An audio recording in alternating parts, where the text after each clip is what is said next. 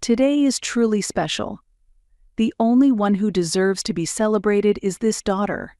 Hashtag proud moment. Hashtag mother's love. The moment I saw my mother's Instagram post, it felt like someone had struck my chest with a blunt object. In the photo, my mother Diane was smiling ear to ear, shoulder to shoulder with my sister Hannah, who was dressed in a white gown, at what I immediately recognized as a familiar banquet hall. I couldn't believe what I was seeing. Today was my wedding day. My family had told me they couldn't attend because my father wasn't feeling well. But now I saw that my mother and Hannah were hosting a lavish birthday party for her on the exact same day as my wedding, in a different venue, without saying a single word to me. And she had posted about it proudly on social media. You've got to be kidding me. I smoothed the hem of my wedding dress gently. This day was supposed to be the most important day of my life. Working as a nurse, I had spent years saving money to support my father's treatment while planning this wedding between night shifts, enduring exhaustion and countless meetings. And finally, this day had arrived. But all it took was one Instagram post to cast a dark shadow over everything. After finishing the rehearsal and returning to the waiting room, my friend and colleague Mandy handed me her phone with a hesitant look. I'm not sure if you should see this, but from the look on Mandy's face, I already felt a pit in my stomach. My fingers trembled as I took the phone and looked at the screen. That's when I saw it. What is this? My lips quivered and my voice came out as a whisper. My wedding was meant to be a small, intimate gathering, just about 50 of our closest family and friends. Still, the preparations had taken months. I'd chosen the dress, the venue, all with my mother by my side. Christina, you'll be the most beautiful bride. That's what she told me. And yet, what now? Now she was at that glamorous venue, proudly celebrating Hannah's birthday instead. I couldn't believe my eyes. The post already had over 100 comments. What a lovely mother and daughter. Congratulations.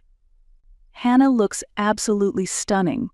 The flood of cheerful comments only tightened the knot in my chest. I snatched my phone and accessed the post from my own account. More than anger, what welled up inside me was despair. Enjoy it, since you don't know a thing. That's what I typed with trembling fingers. I hesitated for a moment before hitting send, but somehow, my thumb moved on its own. The comment appeared instantly, standing alone beneath a post that was racking up likes by the second. A single tear slid down my cheek. Why did it come to this? Mandy gently rubbed my back. There are so many people here who genuinely want to celebrate you. No matter what your family did, today you're standing here, about to promise forever to Wesley. All I could do was nod. But deep down, something broke and something else began to awaken. I was done living a life of sacrifice. Just before walking down the aisle, I stopped in front of a large mirror and locked eyes with the woman reflected back at me. My white dress, my tense face, everything stood out starkly under the soft lights. I took a deep breath and whispered to myself, "From now on, I will live for myself." At that moment, the chapel doors slowly opened, and radiant light poured in as if announcing the start of a new life. But when I looked toward the seats reserved for my family, they were completely empty. That vacant space said more than words ever could. Still, I didn't bow my head. At the end of the aisle stood Wesley, the one person who had always stood by me. No matter the past, no matter the pain, his presence had been my constant source of strength. With that feeling in my heart, I stepped forward slowly, purposefully. That aisle was more than a path, it was a bridge from my past to my future.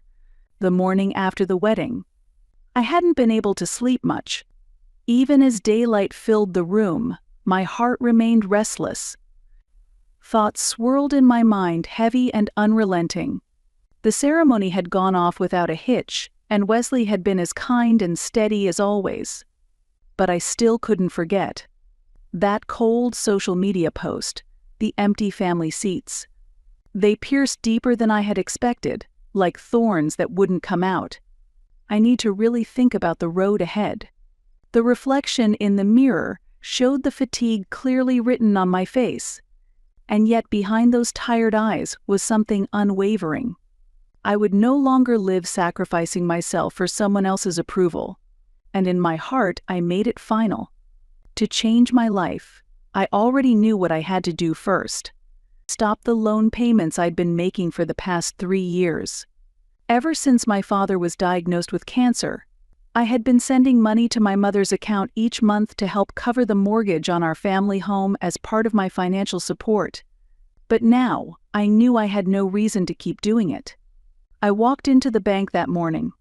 It was still early, and the counter area was quiet. I took a seat across the glass partition. A young female teller approached me, her name tag reading Kelly. "Good morning. What can I help you with today? I'd like to cancel an automatic transfer. It's a recurring monthly payment toward my family's home loan account." "Certainly. May I have your customer number and an ID for verification?" While I handed over the documents, Kelly began tapping on her screen. Then her fingers paused. "I see here you've been sending $1,200 every month for about 3 years. That's 36 payments in total." "The total amount is?" "Yes, $43,200. "I'm aware." I cut in before she could finish. She looked slightly surprised but nodded. "Do you mind if I ask the reason for stopping it?" "Just for internal record keeping." I hesitated briefly, but the feelings I'd held back for so long rose to the surface naturally. I was doing it for my family, but lately I've experienced something that completely disregarded that goodwill. I don't have a reason to continue anymore." Kelly nodded, her tone gentle. "I understand. We see that sometimes. Please don't forget to take care of your own well-being, too." She turned back to the screen and resumed typing. "I'll stop the payments starting today.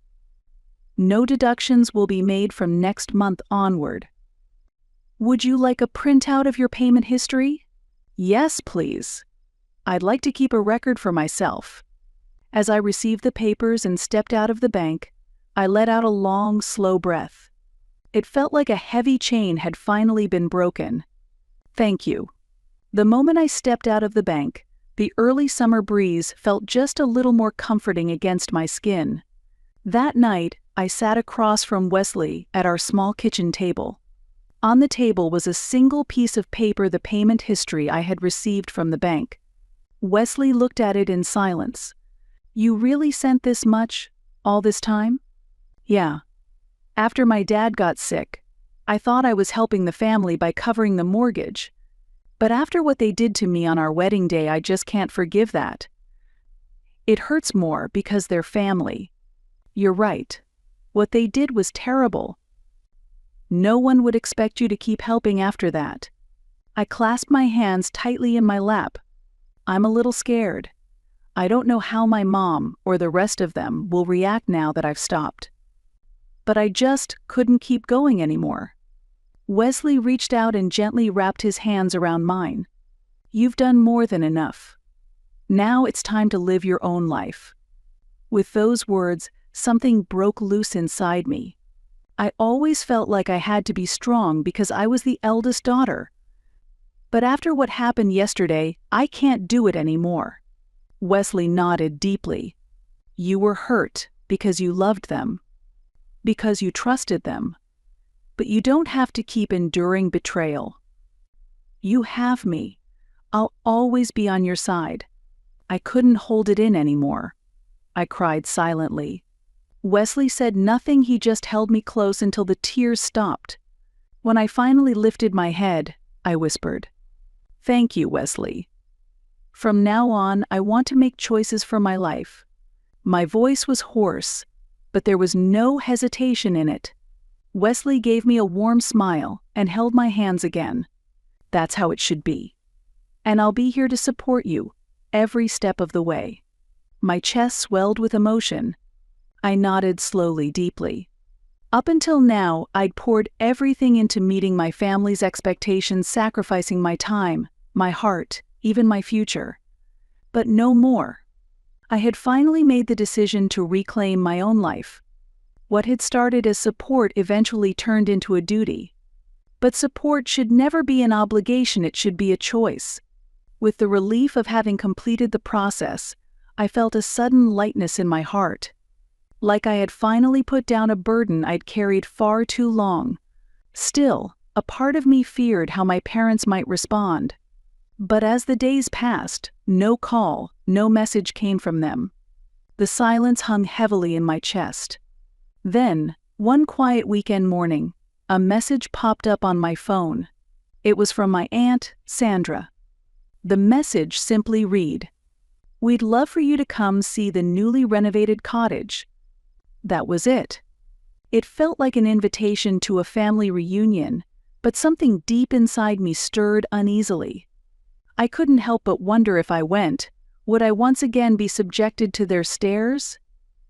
Would I be blamed all over again?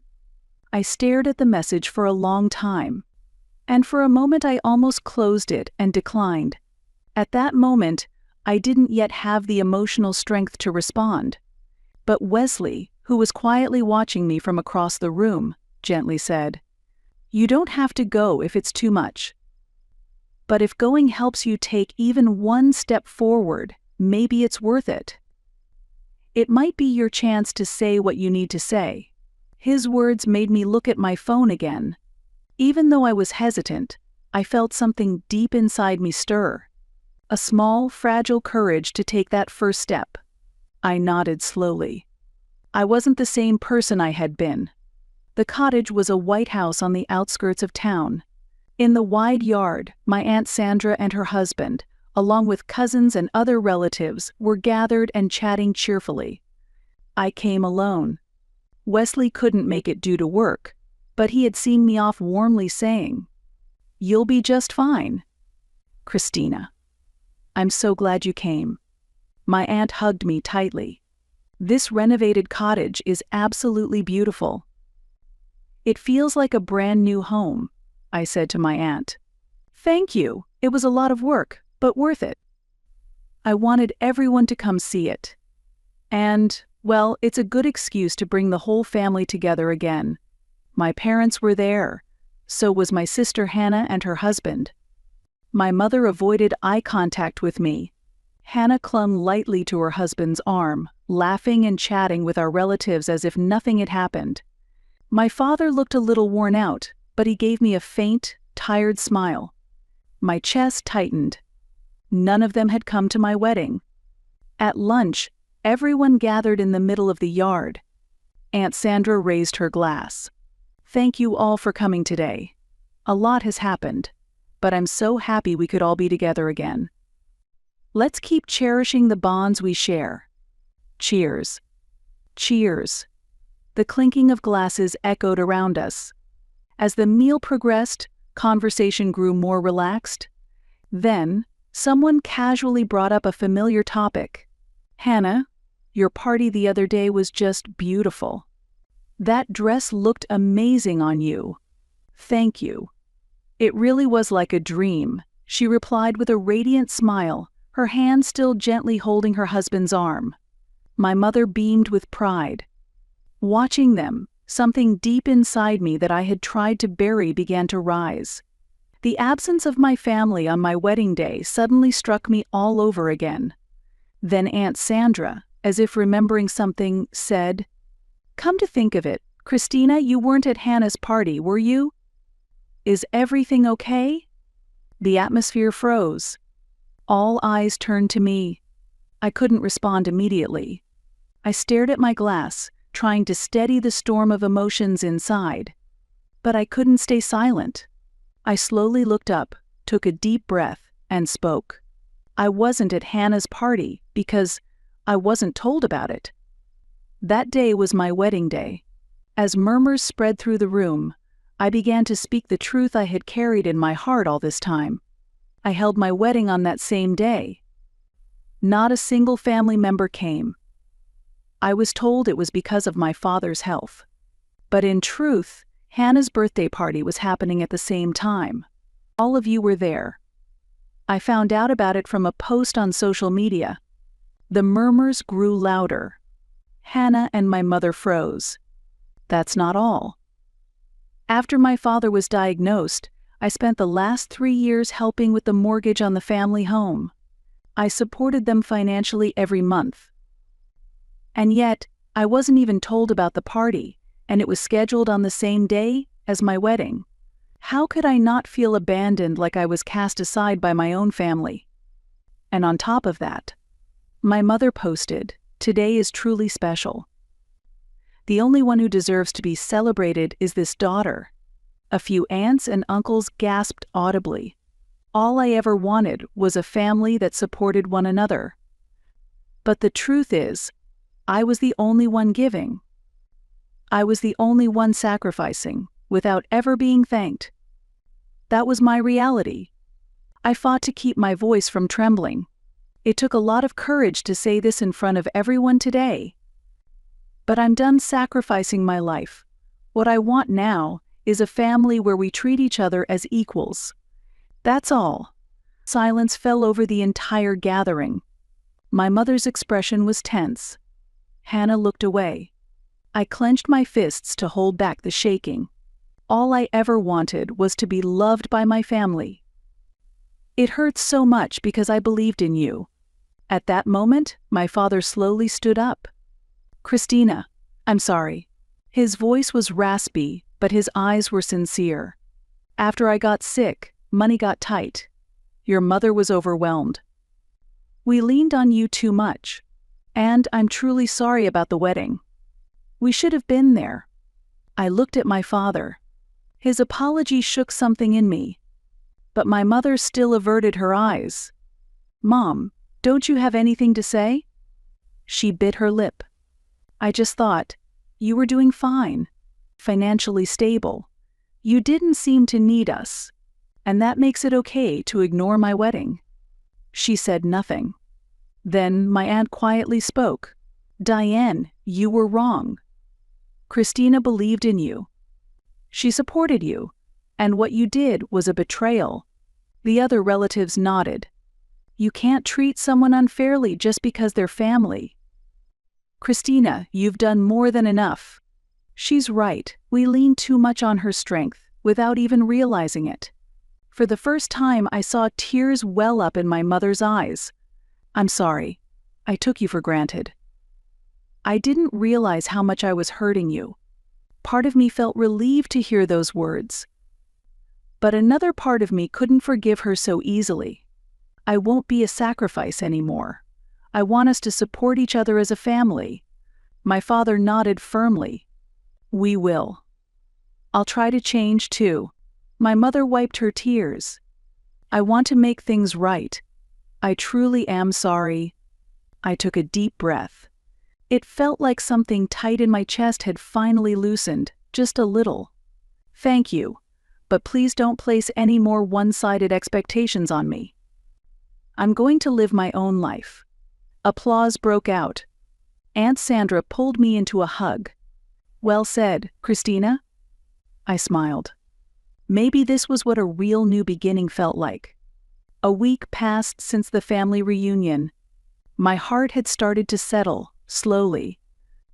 But I still hadn't replied to the short apology messages my mother had been sending now and then. Right now, I needed to prioritize my own feelings. One morning, after getting home from work, I collapsed onto the couch, exhausted. That's when my phone rang loudly. My screen lit up, Mom.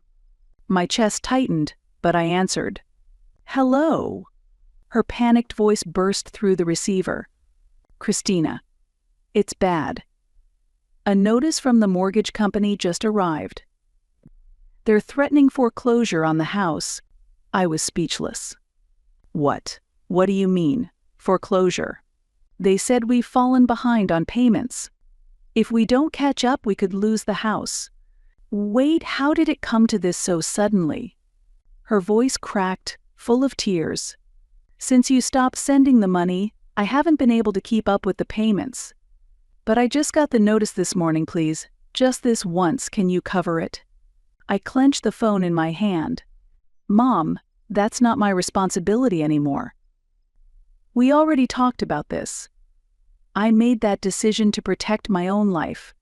Please don't say that. You're the only one I can turn to now. No, stop. You can't keep putting this on me.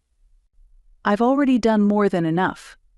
She broke into sobs on the other end. I'm begging you, just one more time. I exhaled deeply. My answer is no. You and Dad will have to find a way on your own. I ended the call with trembling fingers. Moments later, my phone buzzed again. This time, it was Hannah. I hesitated but picked it up. What? Her voice was much quieter than I expected. I'm sorry, Christina. I heard everything from Mom. I didn't realize how much I was being favored, how selfish I was. I'm so sorry. I said nothing. I didn't understand how much you gave up, how much you sacrificed. I'm sorry about how your wedding turned out, I really am. Her words pierced my heart. It was too late. And yet, a small part of me felt the weight lift slightly. Thank you for apologizing, Hannah. But I've made my choice. I won't keep sacrificing myself for this family. Please understand that. I do. I don't want to ruin your happiness. I hung up quietly. That night, I told Wesley everything. Sitting at the kitchen table, hands wrapped around a cup of coffee, I poured out the whole story: my mother's phone call, my sister's apology, all of it. He listened quietly, seriously. By the time I was finished, tears had formed in my eyes. Wesley, what should I do? I feel so torn. Wesley gently took my hands in his. Christina, you've done more than anyone could have asked for. You've given so much. But now, it's time to take care of yourself and our future. I looked up at him. His eyes were steady and clear. But if the house really is foreclosed, I don't know if I can handle that. I understand. But this isn't your burden alone. It's a problem the whole family needs to face. You don't need to keep sacrificing yourself for them. His words made my tears spill over. Thank you, Wesley. I don't know what I'd do without you. I'm always on your side. No matter what. That night, for the first time in a long while, I slept a little more deeply. The road ahead wasn't going to be easy, but I was finally ready to face it.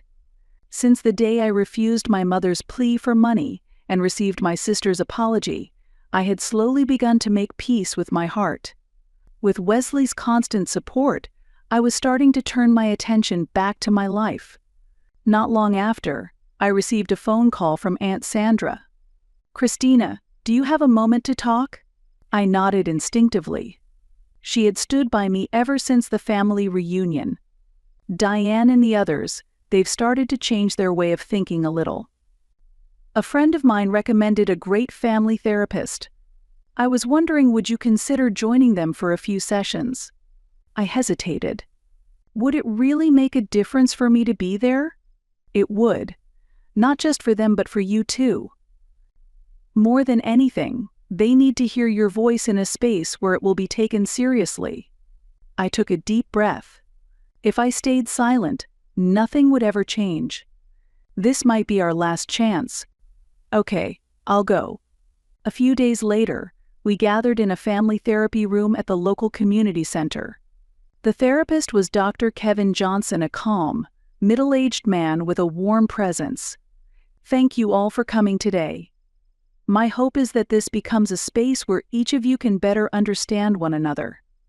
I sat on one side of the room. Across from me were my mother, my father, and Hannah. My mother looked tense. My father gave me a quiet, steady gaze, and Hannah sat with her hands clasped on her lap, eyes downcast. The session began. Let's go around and each share what you're feeling right now. My father spoke first. Christina, I'm truly sorry. After I got sick, our life became chaotic. We relied on you too much. But now I understand how heavy that must have been for you." I looked into his eyes. There was more sincerity in them than I'd seen before. My mother kept her gaze lowered, but after a moment, she lifted her head. "I leaned on you too much. I gave Hannah special treatment, that's true. But I just thought, since you were so capable, you'd be okay." I didn't realize what I was doing. I spoke quietly, but clearly. "Mom, Dad, I don't hate you, but I've been holding in my pain for a long time, covering Dad's medical bills, helping with the house loan, putting my own life on hold. But what happened on my wedding day, that broke me." Tears welled in my mother's eyes. "I regret not going to your wedding more than anything. I let pride get in the way. And as your mother, I should have never made you feel so abandoned." Fighting back tears of my own, I replied, "I'm done sacrificing myself for this family. But I do want to rebuild something with you. Something new. But only if we can be equals." Dr. Johnson nodded. "That's a very important feeling. How does everyone else take that in?"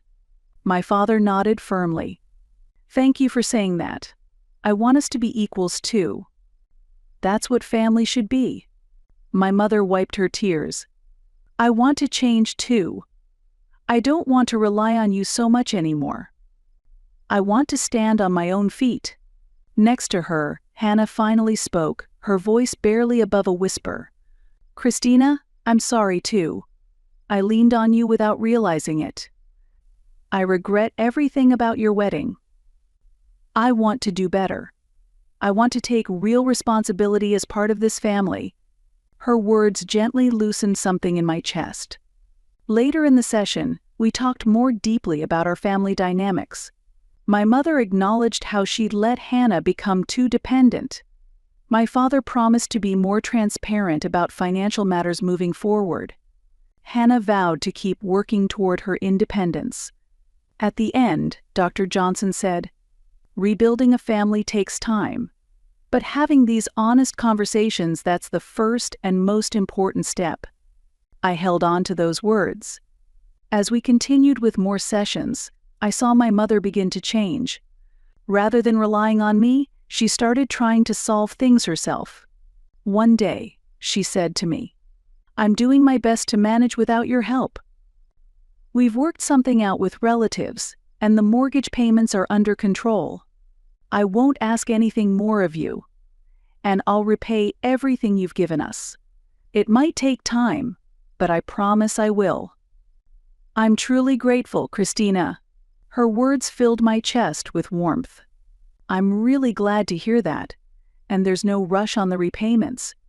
What matters most to me is that I still want to be part of this family, but with boundaries.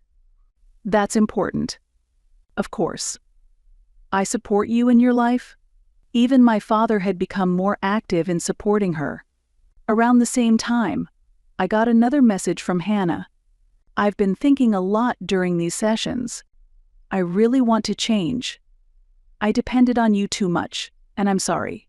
From now on, I'll work hard to stand on my own." "I'm really glad I finally understand your feelings." I replied simply, "Thank you. I'm rooting for you." Our family had once fallen apart.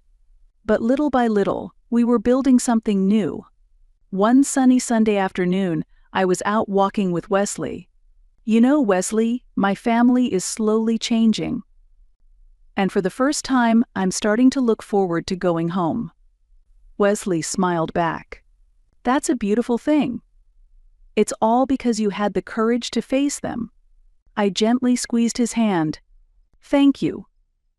I wouldn't have come this far without you on my side." "I'll always be on your side," he said. I smiled from my heart.